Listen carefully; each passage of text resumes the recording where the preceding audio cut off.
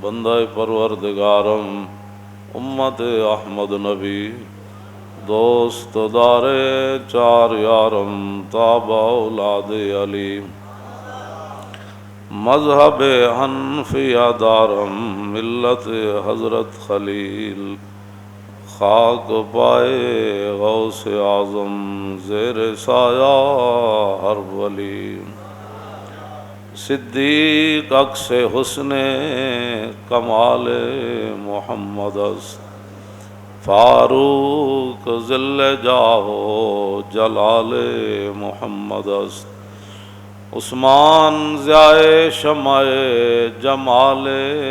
محمد است حیدر بہار باغ خصال محمد است صلی اللہ تعالی علیہ وسلم۔ زیر آسماں از عرش نازک تر نبی علیہ الصلوۃ والسلام کا جو دربار ہے، آسمان کے نیچے سب سے حساس دربار ہے۔ آپ کی مبارک ذات، آپ کے کمالات، آپ کے فضائل،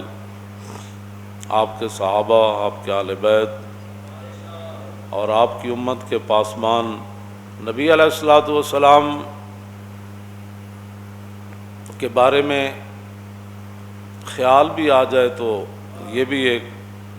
قابل گرفت بات ہے۔ حضرت سعد بن ابی وقاص آپ کی امی جان کے خاندان سے ہیں، اور نبی علیہ الصلوۃ والسلام نے میدان احد میں یہ بات ارشاد فرمائی، ارم یا سعد فدا کا ابی و امی، فرمایا سعد میرے دشمنوں کو تیر مارو، میرے ماں باپ آپ پر قربان۔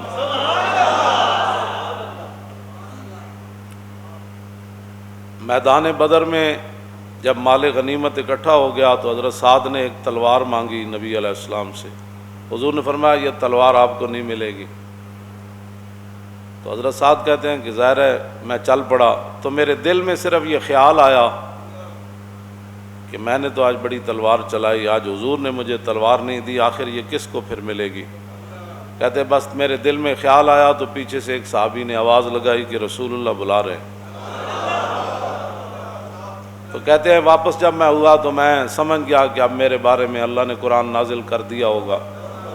کہ اب میرے حبیب کے فیصلے پر آپ نے سوچا کیسے،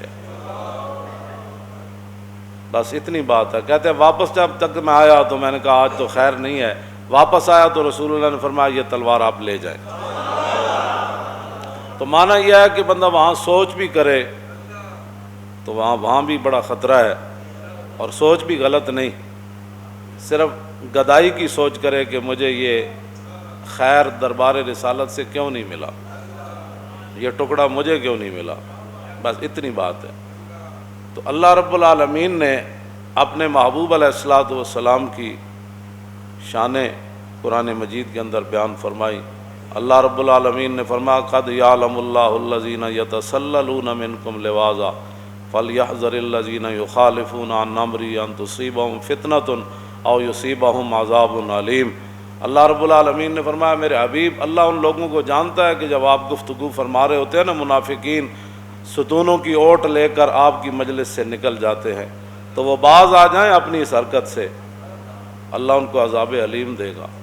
صرف حضور کی مجلس لگی ہو تو بندہ واپس چلا جائے تو اس کے لیے عذاب علیم ہے، اور جو حضور کی ذات کے بارے میں بات کرے